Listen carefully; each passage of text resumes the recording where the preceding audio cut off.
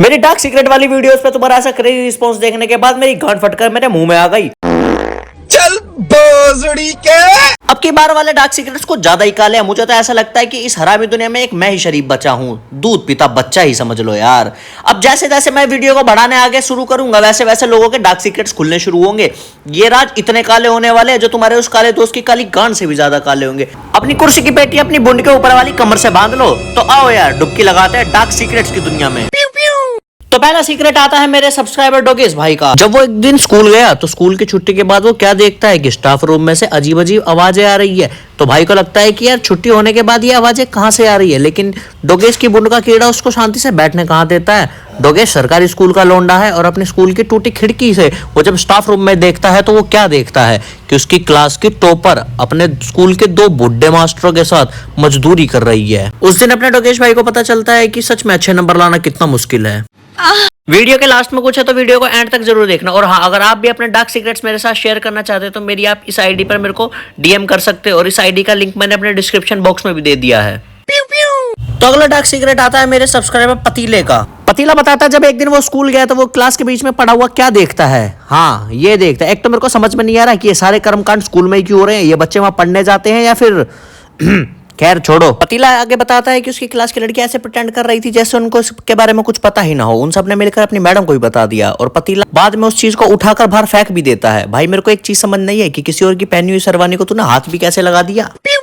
अगली स्टोरी है मेरी सब्सक्राइबर नमकीन की। तो नमकीन हमें बताती है कि उसका एक बॉयफ्रेंड था जो कि आज से 6 साल पहले उससे स्नैपचैट पर मिला था, लेकिन उनकी जो सेटिंग थी वो ज्यादा दिन टिक नहीं पाई क्योंकि वो दोनों आपस में इतने ज्यादा हवस के भरे हुए थे 16 साल की उम्र में कि दोनों पहली बार में ये लड़के के दोस्त के फ्लैट पर मिलने का डिसाइड करते हैं। नमकीन बताती है कि उसका बॉयफ्रेंड चैट पर बहुत लंबी लंबी फेंकता था कि उसकी तलवार ने कई नदियों का पानी निकाला है, लेकिन नमकीन बताती है कि उसके बॉयफ्रेंड की इमारत सिर्फ 5 सेकंड में ही ढह गई थी और फिर उसके बाद सीधा 3 घंटे तक उसकी बंदूक ने कोई फायरिंग नहीं करी। नमकीन बताती है कि उसके बाद फिर उसने उस बॉयफ्रेंड को कभी जिंदगी में नहीं देखा। ये तो वही वाली बात हो गई कि घोड़ों को नहीं मिल रही घास लेकिन गधे खा रहे हैं चबनप्राश। अब अगली स्टोरी आती है मेरे सब्सक्राइबर रहटल की। तो रहटल बताता है कि आज से कुछ साल पहले जब वो 14 साल का था तो उसके घर के पास एक मैदान है, वहां पर एक भाभी किराए पर रहने आई थी। उसका एक 2 साल का बेटा भी था और उसका जो पति था वो दिन में ड्यूटी पर रहता था। तो एक दिन जब उसकी बॉल गलती से उनके आंगन में चली गई तो अपना रहटल उसके गेट पर आवाज लगाता है लेकिन कोई नहीं आता। तो वो दीवार टाप कर अंदर जाने के लिए डिसाइड करता है, लेकिन अंदर जाकर वो बॉल तो भूल जाता है। वो पिछली खिड़की से अंदर झांकता है तो वो क्या देखता है, वो भाभी बिना कपड़ों की घूम रही है। और मजे की बात ये होती है कि वो भाभी भी उसको देख लेती है लेकिन कुछ नहीं कहती। फिर अगले दिन हमारा हरामी रहटल दोबारा से अपनी बॉल को उनके आंगन में फेंक देता है, लेकिन इस बार उसका जो निशाना होता है वो सही जगह लग जाता है क्योंकि उसको एंट्री मिल जाती है। उसके बाद वो और वो भाभी बैट बॉल खेलते हैं उसकी गीली पिच पर। अब अपने रहटल भाई का मानना है कि भाभियां ही बेस्ट होती है, ना खून खराबा ना शोर शराबा।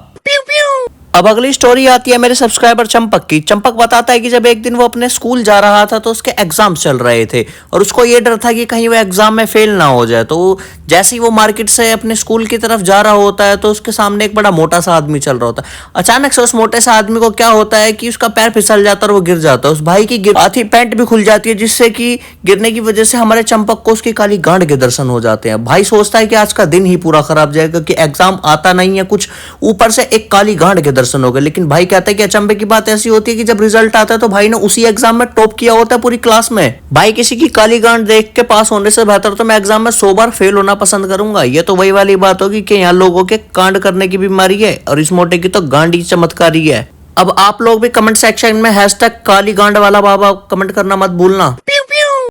ये डार्क सीक्रेट कुछ ज्यादा ही काला होने वाला है क्योंकि ये जो सीक्रेट है हमारे एक पुराने सब्सक्राइबर का है। तो चूचा बताता है कि उसका ब्रेकअप हुआ ही होता है तो वो अपने चूतिया दोस्तों के साथ डिसाइड करता है कि उसको देहरादून जाना चाहिए क्योंकि वो वहां की वादियों का लुत्फ उठाना चाहता है।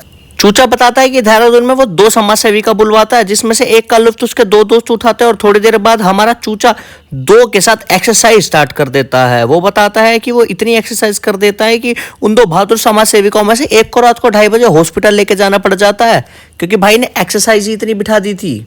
ये चूचा इंसान नहीं, इंसान के रूप में देसी दरिंदा है क्योंकि ये भोसड़ी वाला उसको दवाई दिलाने के जस्ट 5 मिनट बाद होटल में ले जाकर उसके 3 बार और वर्जिश बिठा देता है। तो देखो यार, अगली मेरी जो वीडियो होगी वो मेरी खुद की जिंदगी के कर्मकांडों पर आधारित एक स्टोरी टाइम वीडियो होगी। तो जाते जाते वीडियो को लाइक करना, चैनल को सब्सक्राइब करना और कमेंट में जरूर बताना कि अगर आपको रोस्टिंग वीडियो चाहिए तो वो किस टॉपिक पर चाहिए।